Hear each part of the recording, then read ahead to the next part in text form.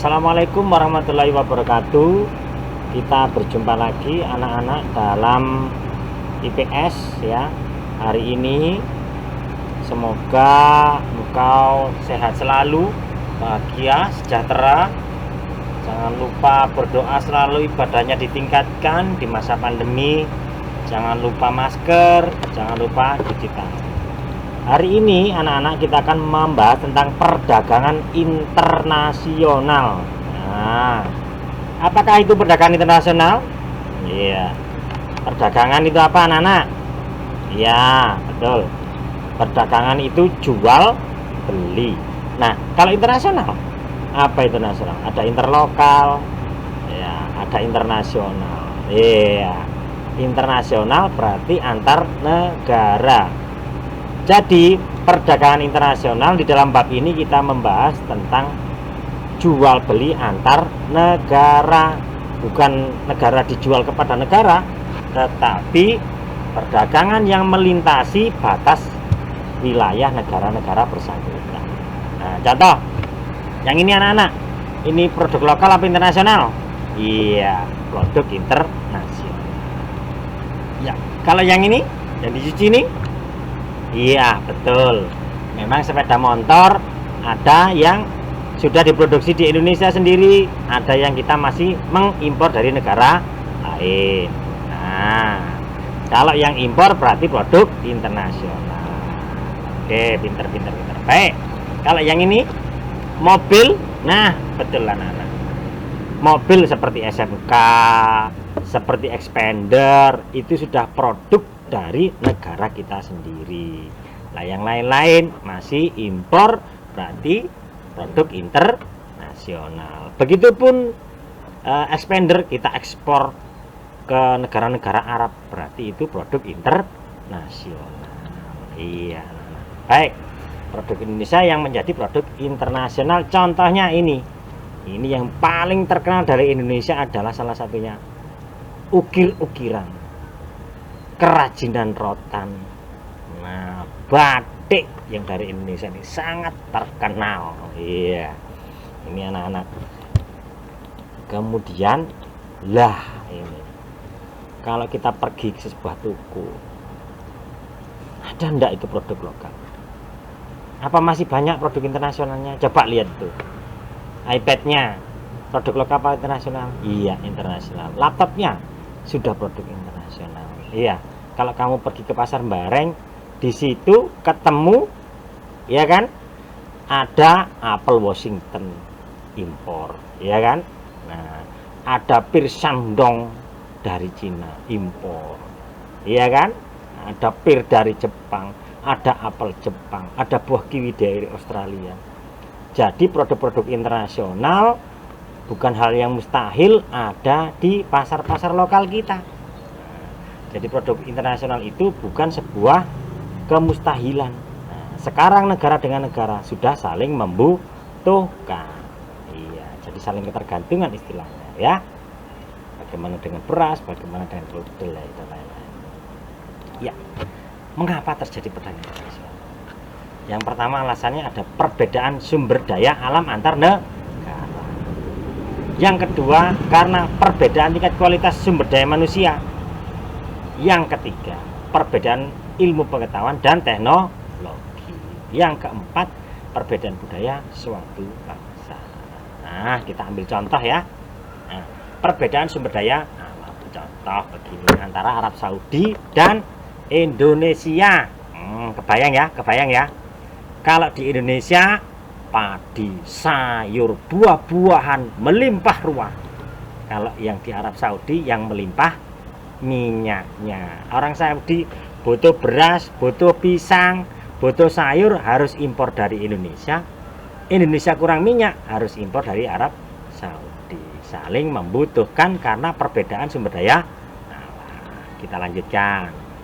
Ini Timor Leste sama Indonesia. Nah, apa lagi? Perbedaan tingkat kualitas sumber daya manusia. Nah, Indonesia sudah bisa bikin mobil. Nah, Timor Leste baru bisa nambal ban. Bagaimana? Ya, Timor Leste harus beli sepeda motor, beli mobil dari Indonesia. Ya, perdagangan internasional terjadi karena perbedaan tingkat kualitas sumber daya manusia. Berikutnya anak-anak, Rusia sama Indonesia ini apa ini ya? Perbedaan ilmu pengetahuan dan teknologi. Ya, di Rusia sudah menguasai teknologi nuklir. Nah, padahal Indonesia juga butuh teknologi nuklir, maka kita harus impor tenaga ahli dari Rusia, impor alat dari Rusia. Nah, kalau Rusia butuh kedelai, butuh rempah-rempah, nggak ada di sana, maka Indonesia ekspor ke Rusia. Saling membutuhkan, karena perbedaan ilmu dan teknologi menyebabkan perdagangan internasional. Gitu anak-anak ya. Nah, perbedaan budaya, ini Indonesia sama India kita bandingkan. Nah, kebutuhan sapi, daging sapi India tidak bisa dipenuhi sendiri. Kenapa? Secara budaya tidak boleh menyembelih sapi di India itu. Tapi kebutuhan daging ada. Lantas bagaimana? Maka impor dari Indonesia, impor daging sapi dari Indonesia. Indonesia untuk kebutuhan pariwisata membutuhkan vodka misalnya.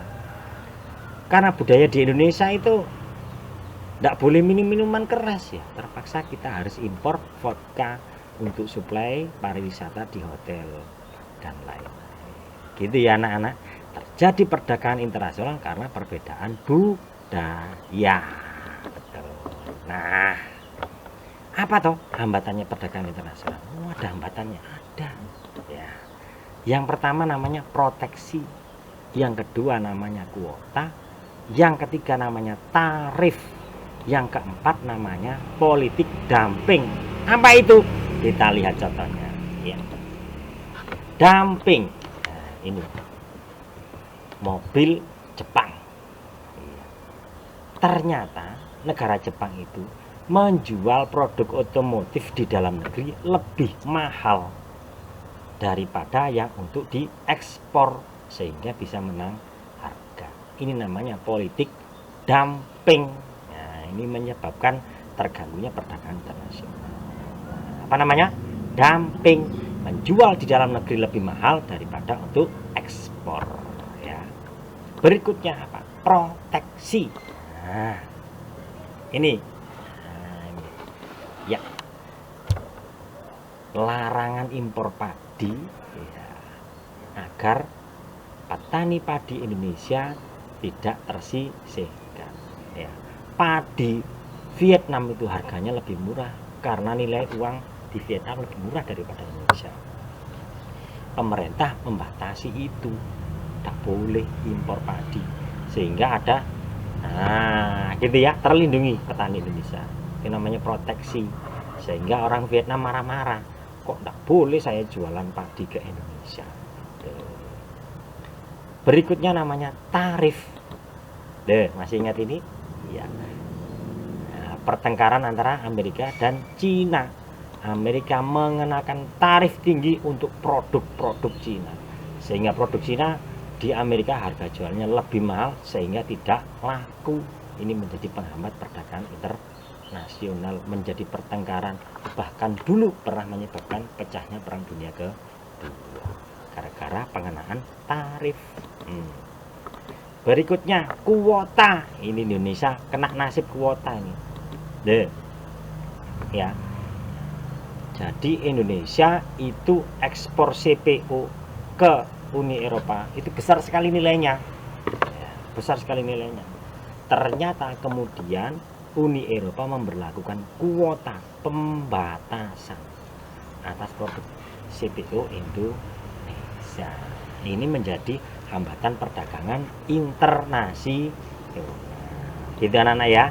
Nah, terima kasih anak-anak. Untuk sesi ini kita membahas perdagangan internasional. Nanti jangan lupa LKPD-nya kalau sudah siap diisi. Terima kasih. Jaga kesehatan, jaga imunitas ya. Tetap pakai masker, jangan lupa cuci tangan. Assalamualaikum warahmatullahi wabarakatuh.